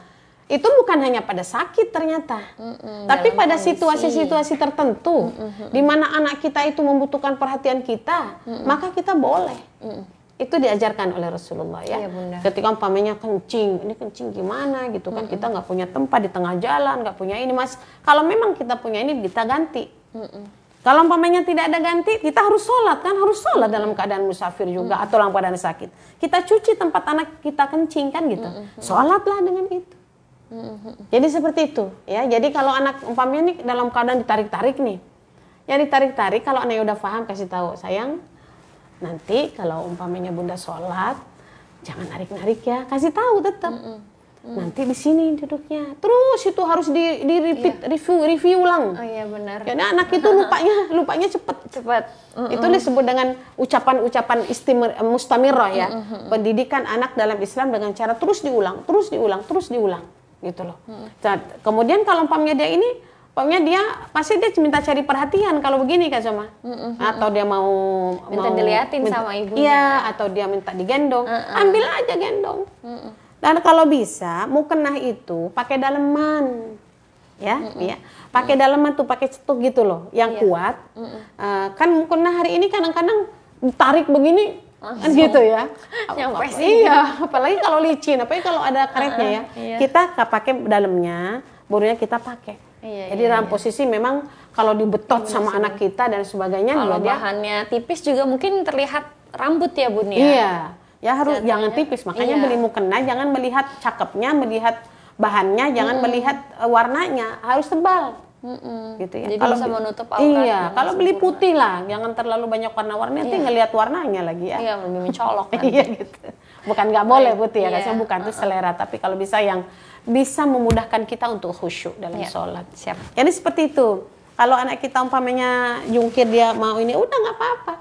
Kalau dia aman, kita berdiri, dia terus di ini, tiba-tiba dia turunnya, jangan berdiri, duduk aja sambil baca Fatihah, gitu ya. Kalau yang anak yang berani mah enggak, dia mah malah seneng berdiri ikut begini, turun sendiri gitu kan. Tapi kalau kita tahu anak ini akan bahaya dengan ini, duduk aja. Apakah itu sah? Sah, asal jangan kentut. Iya. Asal jangan ngedumel juga. Asal jangan ngedumel, tetap ikuti aja irama anak kita. Rasulullah emang Rasulullah contoh terbaik ya. Segitu lamanya itu. Iya, karena anaknya cucunya betah di punggungnya Bun ya. Punggungnya sampai dia bosan sendiri baru bangun. Diangkat lagi dengan ketika nangis. Luar biasa. Itu contoh yang dilakukan oleh Rasul. Yang umpamanya apakah saya perlu berhenti dari enggak perlu harus berhenti dari ulang. Yang penting siapkan, safety-kan aja ketika ini ya. Umpamanya dia pakai pampers. Jangan-jangan nanti di tengah kita lagi sholat dia kemana-mana kan. Jadi berhenti. Pakaiin pampers. Jangan hanya gara-gara pampers satu ngirit, Jadi kita sholatnya berkali-kali, terus bercecorot kemana-mana gitu kan. Jadi semua harus, Islam itu tahara ya, Islam itu bersih. Sehingga terukur kebersihan ketika bagaimana najis, ketika suci anak kita dan kita dan sebagainya terukur. Nah, itu adalah bagian dari praktek kekhusyuan itu tadi. Siap Bunda. Ya, Allahu a'lam bishawab. Baik Bunda, selanjutnya kita menyapa lagi ya Bunda, masih ada beberapa pertanyaan berikutnya. Ini ada dari Pak Ujang. Assalamualaikum Bunda. Waalaikumsalam. Ya, masalah apa saja yang ditolerir dan tidak ditolerir dalam rumah tangga berdasarkan syariat? Iya. Ada hal-hal yang sifatnya pokok. Iya. Ada hal-hal yang sifatnya teknis atau tidak pokok, cabang lah gitu ya. Nah, jadi kalau bicara tentang yang pokok dalam rumah tangga adalah bagaimana membangun fondasi dua orang yang ada dalam rumah tangga itu, keyakinannya kepada Allah itu kuat. Betul. Kemudian dia tahu tujuan hidup dalam rumah tangga itu adalah untuk ridha Allah. Itu harus dibangun. Niat ketika dia menikah, walaupun ijab kabulnya sudah berpuluh-puluh tahun, sudah 15 tahun, sudah 10 tahun. 5 tahun, sudah 10 tahun ya Bunda. Kadang-kadang itu lupa. Itu tidak boleh dilupakan. Karena di situ kita membaca syahadah, kita istighfar, ada saksi banyak. Saya terima nikahnya dan semua. Niat di situ adalah ada lillahi ta'ala, walaupun di KUA nggak pakai lillahi ta'ala ya. Tapi niat kita dalam hati adalah lillahi ta'ala. Itu perlu ada lillahi ta'ala juga tuh ya. Seperti sholat gitu. Lillahi ta'ala itu harus terus ada. Dari setiap langkah kita melakukan aktivitas kehidupan berumah tangga sebagai suami ataupun sebagai istri ataupun sebagai itu harus lillahi ta'ala terus. Iya betul.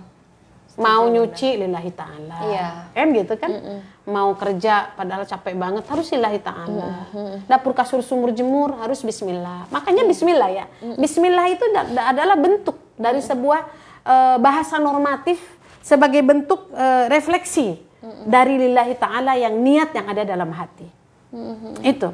Dan cara tentu ketika dia bicara melakukan sesuatu, caranya juga harus menurut syariat. Tidak boleh dia pakai bismillah tapi melakukan pelanggaran. Bismillahirrahmanirrahim, ya Allah saya mau keluar. Ketika keluar malah bukannya bilang sama suaminya saya mau belanja, nggak taunya bukan belanja ke pasar sini, belanja ke Bogor gitu ya. Itu nggak boleh pakai bismillah tapi syariatnya dilanggar. Wanita tidak boleh keluar tanpa izin ya kan. Wanita itu harus memakai busana muslimah. Terus apalagi laki-laki itu juga tidak boleh juga kalau ada suami dan bilang saya kalau ada istri sama istri jasnya itu ditutup gitu ya. Kalau di rumah ditutup, kalau dia di luar dibuka. Maksudnya apa? Saya buka jas karena apa? Saya kalau di luar itu bujang, katanya gitu. Kalau di luar bujang, kalau diikat karena ada istri. Nggak boleh begitu. Dia tetap harus menjadi bahagian.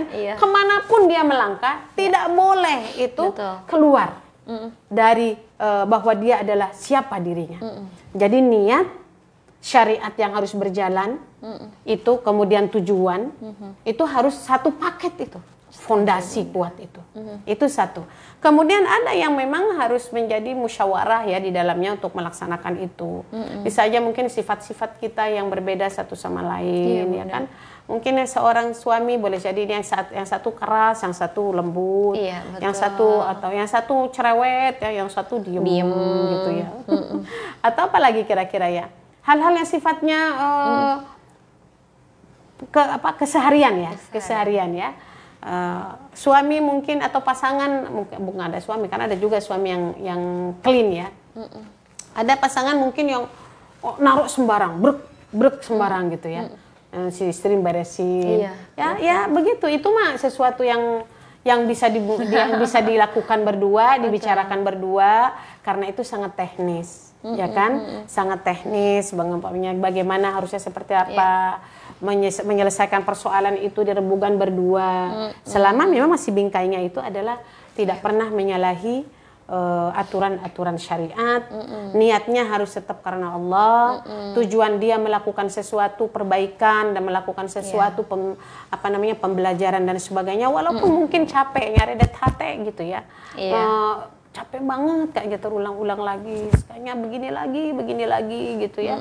Dia tahu itu capek, tapi karena memang kekhusyuan tadi gitu ya, bahwa ini adalah merupakan bahagian yang harus saya jalani di tengah-tengah perjalanan rumah tangga dengan waktu. Waktu itu harus bisa kita buktikan bahwa kita mampu melakukan itu dengan kesetiaan. Dia lakukan itu.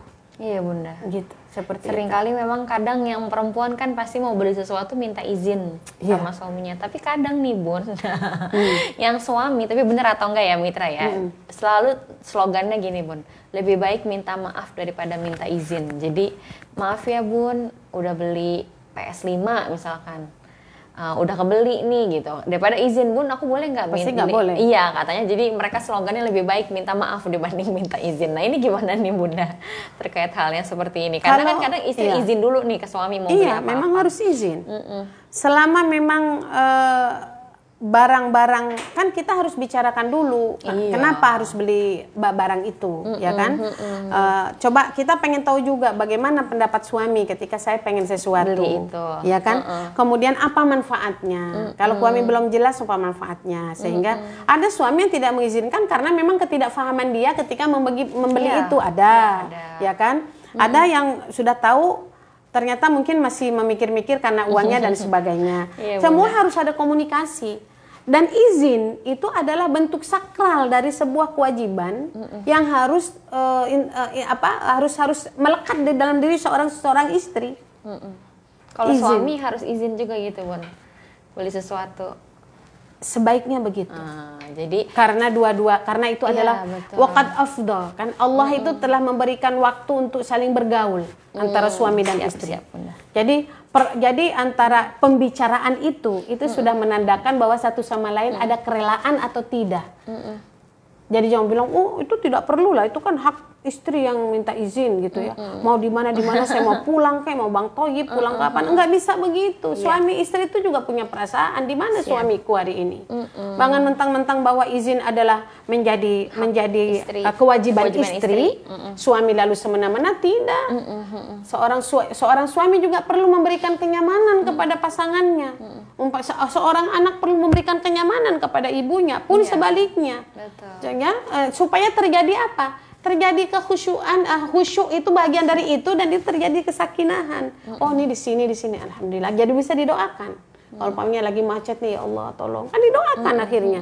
Karena ada gitu loh. Jadi mungkin bahasanya perizinan itu tidak kaku ya, tidak kaku bahwa dua-duanya harus ada komunikasi. Apa sih susahnya berkomunikasi? Ini Umi ada di sini, saya sedang begini, waktunya harus pulang, kan nungguin anak-anak sama sama istrinya di rumah. Seperti ketika seorang istri keluar, pasti suami nungguin. Seperti itulah sebenarnya. Cuman banyak kan memang istri yang nungguin. Iya kan? Ya seperti itulah ketika suami ada di dalam rumah, suami istrinya punya keperluan keluar, kemudian dia menunggu dari pagi. Seperti itulah menunggu seorang istri. Makanya suami juga jangan sampai melupakan itu, karena itu adalah bagian dari akhlak sebagai seorang pemimpin. Harus tahulah kemana pemimpin itu berada. Karena disitulah ada doa orang-orang yang dicintai di rumah kepadanya. Baik Bunda, kita masih mengantongi pertanyaan Bun, ada sekitar 2 pertanyaan. Ini ada dari Sahifah Ipah dan juga dari Kamelia Novidia. Tapi sebelumnya ini ada Rohmadi yang bergabung dari Bekasi Utara, ada Siti Nurmida yang ikut menyimak dari Babelan, dan Furkan yang dari Babelan, Siti Nurmida dari Karawang, dan Afifah Kutrotun Nada dari mana nih ya, ikut menyimak. Nah baik Bunda, selanjutnya dari Sahifah Ipah. Assalamualaikum warahmatullahi wabarakatuh. Waalaikumsalam warahmatullahi wabarakatuh. Bunda, bagaimana untuk mengikhlaskan hati untuk melakukan pekerjaan yang ada dalam rumah bila kita pulang dari pekerjaan rutin di luar rumah? Memang kalau wanita punya pekerjaan aktivitas di luar rumah, tentu itu membutuhkan ketahanan jiwa yang luar biasa. Karena apalagi kalau dia bekerja di kantor, ngajar, ya kan? Betul, Atau seperti kita ya, walaupun kita tidak, Bunda tidak ini, tapi sampai rumah juga sampai sore juga gitu. Kalau lagi karena macet ada ya. aktivitas di luar ya, Bun, karena ya. memang itu bermanfaat dan suami mengizinkan, dan ini adalah bagian dari dakwah kita juga, bagian dari kekhusyuan juga gitu ya, betul. kesakinah ya. Kalau kita dilakukan tuh dengan niat dan cara serta tujuan yang untuk mencari ridha Allah. Tetapi ketika ini harus disadari, ketika seseorang mengambil ya bagian dalam kegiatan aktivitas di luar rumah, maka dia harus menyadari bahwa dia membutuhkan tekad, membutuhkan semangat, membutuhkan niat, membutuhkan azam yang kuat. Karena bukan hanya di luar dia bekerja, tetapi ketika pulang ke rumah dia harus menyelesaikan tugas-tugas itu di dapur, kasur, sumur, jemur itu, melayani suami, melayani anak, ya kan? Rumah yang harus kita beresi, bahkan mungkin kita masak kalau kita nggak punya khodimat. Nah, bagaimana supaya itu terus dilakukan dengan hati yang luas? Iya, Bunda. Selain memang harus kita sadari itu, ketika kita belum menjalani itu atau sedang menjalani itu, ikutlah hatinya dulu, harus riyadhah. Hati kita itu harus ada olahraganya, riyadhahnya, dilatih untuk berzikir. Ya, berzikir. Iya, Bunda. Mungkin kita hari ini sampai rumah sudah selesai semua, nyuci apa semua, tapi kalau hati kita nggak berzikrullah, itu ngedumel itu. Ini menjadi sia-sia jadi akhirnya, karena tidak khusyuk. Iya, Bunda. Orang khusyuk itu nggak ada ngedumel. Ketika ada rasa lelah sekali, dia zikir. Zikirlah umpamanya la haula wala quwata illa billah. A'udzubillahi minasyaitonirrajim. Bismillahirrahmanirrahim. La haula. Itulah haula itu adalah berat timbangannya di hadapan Allah. Jadi secara fisik kita juga melakukan aktivitas dengan dapur, kasur, sumur, berdakwah mengajar di luar atau bekerja di kantoran tertentu, tapi hati kita harus dijaga dengan apa? Dengan zikrullah, riyadhah nafsiyah, tazkiyatun nafsi dengan zikir. Pulang dari sana pengen sampai rumah. Sampai rumah kita sholat dulu, kalau kita nggak saum makan dulu, ya kan? Rehat dulu lah, jangan langsung datang ke dapur, blek, tapi hati kita masih belum tertata dengan baik. Udah capek fisik dan sebagainya, istirahat dulu, rehat dulu, berikan waktu hati kita dan kita untuk berzikir. Sholat dulu, basuhi dulu muka kita dengan wudhu supaya adem pikirannya dan adem hatinya gitu ya. Lalu pelan-pelan lakukan kegiatan itu, kegiatan rumah yang kecil-kecil. Jangan yang dilihat setumpuk cucian, cuciannya berkarung-karung gitu ya. Bunda. Atau jangan yang dilihat itu luasnya rumah, saya harus ngepel dari ujung sana sampai ujung, jangan dilihat itu. Cari dulu yang mudah. Oh, ada gelas nih, ada di sini, pindahkan umpamanya ya. Oh, ada kotor-kotoran nih umpamanya ini, sapu dikit ambil, pindahkan. Nyuci umpamanya, jangan yang levis-levis atau yang ini dulu, yang selimut-selimut.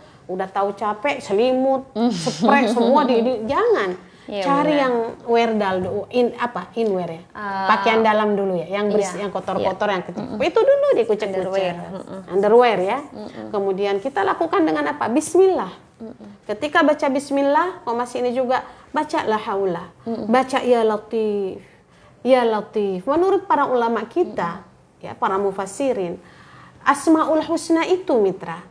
Itu bukan hanya sekedar harus dihafalkan 99 lalu kemudian dihafalin terus, bukan.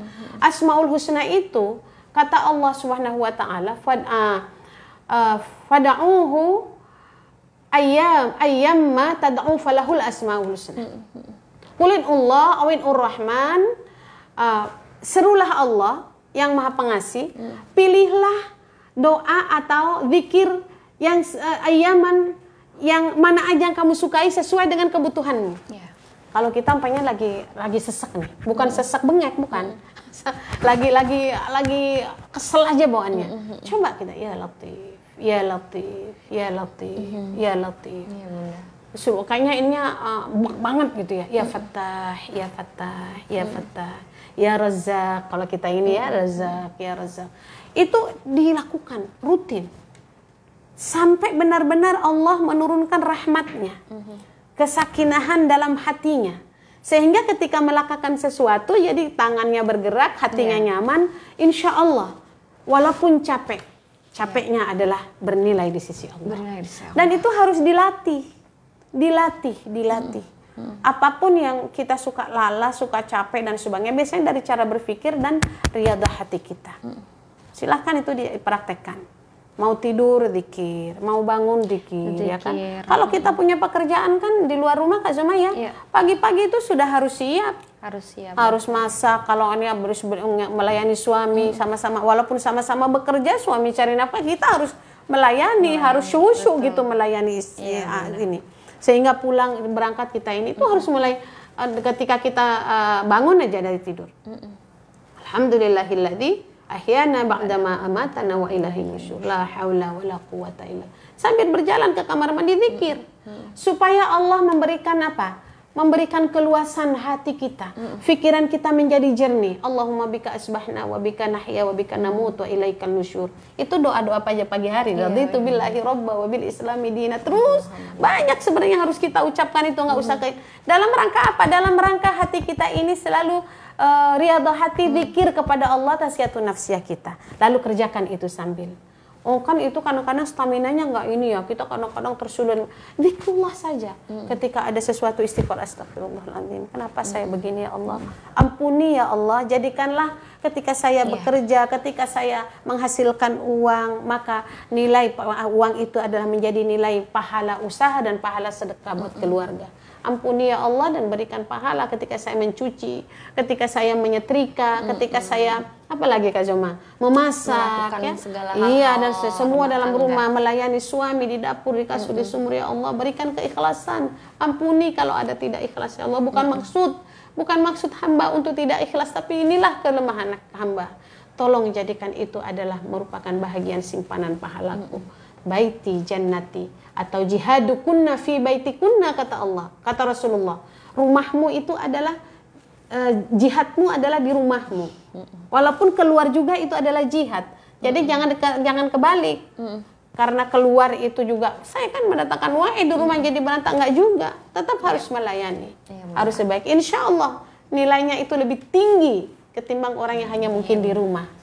Ya, baik, nilai insya Allah seperti itu. Amin. Allahu a'lam bishawab. Baik Bunda, ini ada pertanyaan terakhir di jam setengah 12 lewat 10 menit waktu Indonesia bagian Barat. Ada dari Kamelia Novidia. Bunda, bagaimana cara mencari tahu something wrong dalam rumah tangga? Mencari tahu something wrong. Kadang kita nyari tahu juga pas sudah taunya jadi kepikiran gitu ya Bunda. Jadi gini, bangun selalu baik sangka kepada Allah. Ya. Itu satu. Ya, bangun aja dulu baik sangka. Ya. Allahumma inni as'aluka hassin dhanni ilaik wa a'udzubika min su'i dhanni ilaik. Ya Allah, aku mohon selalu baik sangka kepadamu dan jauhkan dari buruk sangka. Jadi bangun baik sangka. Ya, siap Bunda. Kemudian karena baik sangka itu adalah bahagian dari kekhusyuan kita nanti, bagian dari bisa menyelesaikannya dengan baik, bagian dari keimanan kita kepada Allah terhadap takdir-takdir yang baik dari Allah. Kemudian wala tajassasu, jangan suka mencari-cari kejelekan. Kalau memang belum ada bukti nggak usah dicari-cari. Tapi kalau indikasi-indikasi itu ada, kan feeling biasanya, harus dilihat indikasinya. Ada nggak indikasi saya ke dia itu punya pikiran begini-begini. Kenapa saya punya pikiran seperti itu? Indikasinya harus jelas. Seperti orang cemburu ya. Cemburu itu ada kan cemburu yang baik, cuma ada cemburu yang tidak baik. Cemburu yang tidak baik itu cemburu buta. Cemburu yang selalu negatif kepada pasangan atau kepada orang lain, tapi tidak ada bukti yang mendukung. Itu namanya cemburu buta. Kalau cemburu yang baik adalah dia tahu sesuatu ini salah, buktinya ada, gitu loh. Oh kan, ini istri saya ini kayaknya nih ada affair nih. Ada nggak buktinya gitu kan? Coba, ternyata Allah buka buktinya di chattingan, ya. Atau dilihat kondisi-kondisi kehusuannya dalam rumah tangga sudah mulai berkurang. Dia jarang di rumah, ke suami juga tidak ini. Nah ini kalau sudah ada indikasi kelihatan itu yang indikator itu yang dilakukan, tentu apa tadi cara melihat something wrong itu, maka itu harus dibicarakan. Bukan marah. tapi dibicarakan. Membicarakan supaya orientasi rumah tangga masing-masing pasangan ini tetap lurus. Kalau bengkok diluruskan, gitu loh. Supaya pagar-pagar yang dibangun hari ini dengan pagar syariat ya, dengan hak dan kewajibannya itu mungkin ada yang dilanggar, maka itu pagar itu akan kita tutup lagi supaya tidak ada pelanggaran. Berdua dimusyawarahkan. Memang pada praktiknya adalah ya Bun ya, mungkin emosi-emosi yang tersulut gitu. Tapi memang akan lebih jernih lagi pembicaraan ketika dikomunikasikan dengan pikiran yang lebih tenang ya. Jangan dalam keadaan marah. Kalau udah marah itu nanti ada campur tangan. Campur tangan sinjing miing gitu. Emang senangnya dia begitu ya Bun ya. Jadi banyak istighfar. Kalaupun memang kita dalam kondisi marah, ngomong ternyata cuma istighfar aja. Allah tahu bahwa ketika kita berbicara dalam rangka bukan suka-suka syahwat, bukan suka-suka karena saya ingin marah dan balas dendam, tapi karena ingin menjaga hal yang pokok tadi, niat yang terus terjaga, dan keikhlasan dengan bismillah, cara yang harus terpagari dengan syariat dan kewajiban, dan tujuan yang terlalu harus mencari ridha Allah. Insya Allah kalau kata Allah, kalau kamu ingin niat memperbaiki hubungan keluargamu, pasti Allah akan kasih. Tapi kalau kamu berniat untuk berantem terus, pengen cerai terus, itulah yang terjadi kata Allah. Betul. Nah makanya karena prasangka manusianya seperti itu ya Bun ya. Iya, kata Rasulullah kan gitu. Aku, kata hadis qudsi ya, aku sangkaanku sangat tergantung kepada sangkaan hambaku. Ketika dia berprasangka baik, maka aku akan berikan kebaikan. Tetapi ketika kamu berprasangka buruk, maka itulah yang terjadi. Nah ini makanya inilah yang harus kita jaga sebenarnya, bahwa kita ingin berumah tangga ini adalah bukan perfeksion sakral tapi perfeksionis. Kita akan bahas nanti mungkin ya selanjutnya ya, karena waktu kita sempit, dan mudah-mudahan waktu kita habis ke Zoma ya. Iya, sudah di jam mudah-mudahan 11.45. Sharing kita hari ini menjadi sharing yang bermanfaat. Insya Allah mitra di ruang dengarnya semuanya orang-orang yang sudah piawal dalam rumah tangga, sudah lama berumah tangga, mungkin dengan teori-teori yang banyak dan sebagainya. Tapi yakinlah bahwa ini sedang mencoba untuk merefresh kembali ulang, men-sharingkan ulang peran dan fungsi kita yang pokok sebagai seorang suami, sebagai seorang istri ya, dimana secara pokoknya suami adalah pemimpin kan gitu ya. Istri adalah makmum. Ar-rijalu qawwamuna 'alan nisa. Ar-rajulu ra'in al-mas'ulun ar-ra'iyati. Setiap orang itu adalah pemimpin. Maka struktur kepemimpinan yang pokok dalam rumah tangga itu adalah laki-laki adalah pemimpin. Maka dia akan dimintakan kepemimpinannya di hadapan Allah. Al-mar'atu ra'iyatun.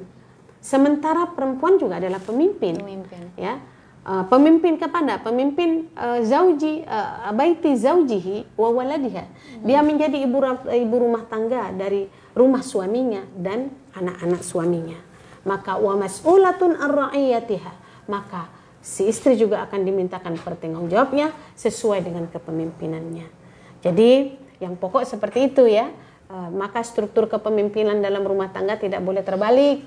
Kemudian cara ya, kemudian niat, cara dan orientasi dalam rumah tangga dalam rangka untuk mengambil istiqmalun nisfuddin ya, bisa menambah 50% dari keimanan kita insyaallah. Sehingga mudah-mudahan ketika kita menjadi orang yang terus istiqomah, terus khusyuk dalam menjalani rumah tangga, rahmat, mawaddah dan sakinah itu akan terus seiring perjalanan waktu akan terus menjadikan ketenangan bagi diri kita. Walaupun ketenangan itu terus akan ada ujian dan cobaan, tetapi dia tidak pernah bergeser dari kewajiban-kewajibannya. Dia tetap tahu pagarnya, dia tetap tahu orientasinya, dan dia tetap tahu mulai pijakan dari bismillah dan dari niat yang baik insyaallah. Billahi taufiq wal hidayah. wal 'afwu minkum. Hadanallahu wa iyyakum ajma'in. Wassalamualaikum warahmatullahi wabarakatuh. Waalaikumsalam warahmatullahi wabarakatuh. Bunda, jazakillah khair Bunda. Alhamdulillah mitra 2 pertemuan akhir-akhir ini ya Bun ya. Benar-benar merasakan manfaat dari nasihat-nasihat yang Bunda Fathia sampaikan dalam program Teladan Muslimah untuk rumah tangga, dan mungkin bekal bagi mitra JIC yang akan berumah tangga. Ini bisa ditonton tayangan ulangnya di YouTube channel JIC TV, tulisannya JIC TV. Nanti mitra JIC langsung ketemu siaran program Teladan Muslimah, atau langsung bisa juga disaksikan ulang di layar smartphone mitra JIC di Facebook Radio JIC. Mudah-mudahan insya Allah pertemuan berikutnya di Rabu pekan depan, insya Allah mudah-mudahan masih membahas terus ya Bun ya seputar rumah tangga, karena ini menjadi sebuah nasihat juga bagi kita dalam menjalankan rumah tangga agar tetap sesuai dengan koridor syariat yang tentunya kita jalankan mitra. Terima kasih banyak mitra JIC sudah setia bersama kami program Teladan Muslimah bersama Bunda Fathia, dan mudah-mudahan insya Allah mitra JIC dalam keadaan sehat walafiat, tetap jaga kesehatan mitra. Seperti kata-kata bersama, memang lonjakan angka kembali terjadi di beberapa provinsi di Indonesia. Mudah-mudahan kita diberikan kesehatan oleh Allah dan dilindungi dari virus COVID-19. Tetap menerapkan protokol kesehatan, dan akhir kata Zoma dan Bunda Fathia pamit undur diri. Wabillahi taufiq wal hidayah. Wassalamualaikum warahmatullahi wabarakatuh.